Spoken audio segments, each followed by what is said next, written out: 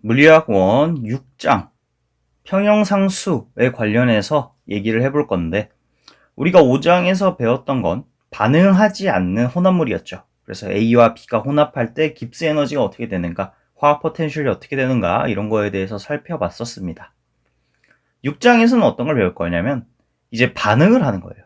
이제 반응을 할 때 혼합하면 어떻게 되는가, 이걸 살펴볼 겁니다. 기초적인 개념은 똑같습니다. 얘네가 평형에 도달하려면 깁스 에너지가 최소가 될 때까지 반응이 일어날 거예요.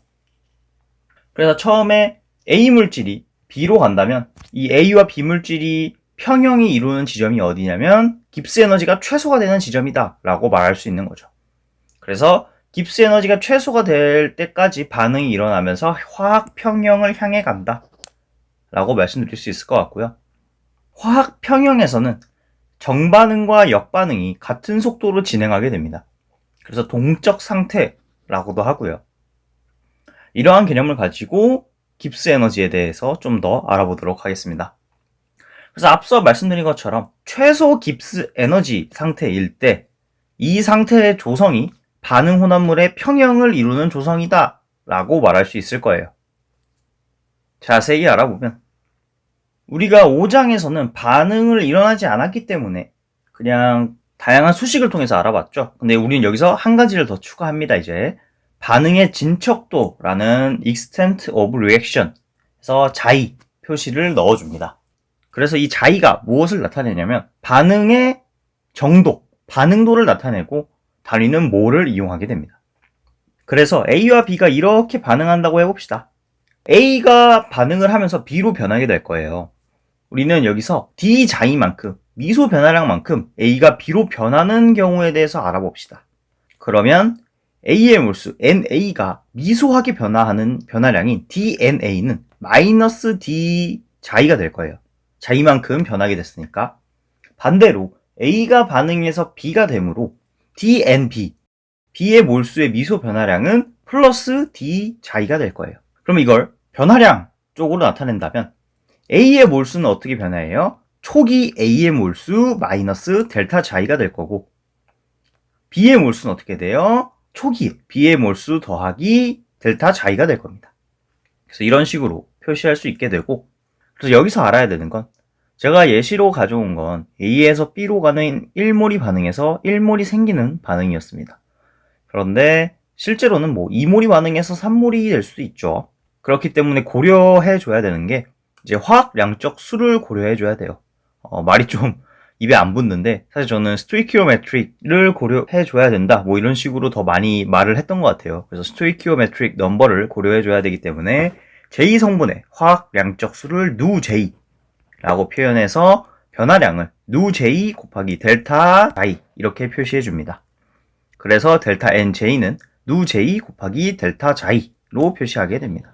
알아두시고 예제 같은 거 풀어보시면 아마 관련 문제가 나올 거예요. 1대1 반응만 항상 나오는 게 아니기 때문에 알아두시면 되고, 그래서 다음에 나오는 내용은 반응의 깁스 에너지입니다. 리액션 해가지고 R 첨자를 새겨줬죠. 그래서 델타 RG라고 쓰는데, 그래서 반응의 깁스 에너지의 정의는 이렇게 됩니다. 델타 RG는 PT가 고정되어 있을 때 일정한 PT에서 자의의 변화량에 따른 깁스 에너지의 변화량이에요. 즉, 자의가 변함에 따라 깁스 에너지는 어떻게 변하는가에 대한 내용이 반응의 깁스 에너지고, 다르게 말한다면 자의는 우리가 반응 정도를 나타낸다 했죠. 그래서 즉 반응에 따른 깁스 에너지의 변화를 나타낸다 라고 해석할 수 있습니다. 그래서 그래프를 가져와 봤는데요. Y축에는 깁스 에너지가 있고 X축에는 자의가 있습니다. 그래서 X축에 움직이는 게 반응의 정도겠죠. 그래서 처음에 0일 때는 순수 반응물만 있을 때, A만 있을 때겠죠. 그리고 자의가 끝까지 갔을 때는 순수 생성물만 있을 때, B만 있을 때겠죠. A와 B의 반응이 이렇게 있다면, 그래서 이 그래프에서 반응의 깁스 에너지가 나타내는 건 기울기일 거예요. X축이 자이고 Y축이 깁스 에너지이기 때문에 이 식에 따르면 반응 초기를 보시면 이 델타 RG가 0보다 작아요. 그렇기 때문에 정반응으로 더 일어나려 할 거고, 순수 생성물 B만 있을 때는 델타 RG가 0보다 크기 때문에 반대로 일어나는 역반응이 더 잘 일어나게 되겠죠. 그래서 최종적으로 도달하는 부분은 델타 RG가 0인 부분, 이쪽으로 도달하게 되겠죠. 그래서 여기가 평형인 부분입니다. 그래서 이렇게 간단하게 알아보고 다음 장에서 자세하게 설명드리도록 하겠습니다. 그래서 우리가 아까 말씀드린 것처럼 A에서 B로 변하는 과정인 이 과정이 있다고 생각하면 DNA는 마이너스 D자이, DNB는 플러스 D자이가 될 거라고 위에서 말씀드렸습니다. 그런데 우리가 5장에서 초기에 계속 학습했던 내용이 있죠. DG는 화학 포텐셜로 나타낸 식으로 이런 식으로 쓸 수 있다 라고 학습했었어요. 그러면 우리가 지금 화학 반응이 일어나는 경우니까 이 경우에서 화학 반응의 경우인 위에 있는 내용을 추가시켜 줍니다. 그러면 이런 식으로 식을 쓸 수 있겠죠. 그런데 자의로 우리가 묶을 수 있으니까 D자의로 묶어주면 이런 식이 얻어지게 됩니다. 그래서 이게 뭐예요? 이게 DG예요. 근데 우리가 아까 반응의 깁스 에너지의 정의에 따르면 식을 이렇게 쓸 수 있었죠. P와 T가 일정할 때 자의의 변화량에 따른 깁스 에너지의 변화량으로. 그런데 우리가 이 DG, 깁스 에너지의 변화량을 이런 식으로 정리했었기 때문에 이 식을 여기에 넣어주면 간단하게 델타 RG는 mu B 마이너스 mu A가 될 겁니다. 그래서 우리가 최종적으로 얻은 식은 이렇게 돼요. 그래서 이 식이 무엇을 의미하냐 하면은 델타 RG는 반응 혼합물의 현재 조성에서 반응물 A와 생성물 B 사이의 mu 차라고 말할 수 있겠습니다. 이러한 수조 안에 A, B가 막 들어있어요. 그런데 현재 A와 B의 조성이 어떻게 될지 모르겠지만 이 조성 사이에 mu 차가 델타 R 깁스 에너지라는 거예요.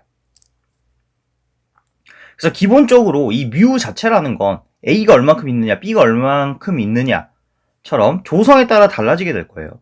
그래서 반응이 진행하면서 mu가 달라지게 될 거예요. 왜냐면 A가 줄어들고 B가 더 생성될 수도 있고 아니면 B가 줄어들어서 A가 생성되는 역반응이 일어날 수도 있기 때문에 반응이 진행되면서 mu 값 자체는 달라질 거예요. 그렇게 된다면 우리는 델타 R 깁스 에너지도 달라진다 라고 알 수 있게 되는 거죠. 그래서 자의 변화죠. 반응이 진행한다는 건. 그래서 자의 변화에 따라서 mu도 달라지고 델타 R 깁스 에너지도 달라진다 라고 이해할 수 있습니다. 그래서 위에서 얻은 식과 그래프를 가져왔습니다. 위에서 얻은 식을 통해 우리는 델타 RG는 mu B 마이너스 mu A라는 걸 알게 되었고요. 그래프는 아까 똑같은 그래프인데 좀 더 내용을 추가했습니다.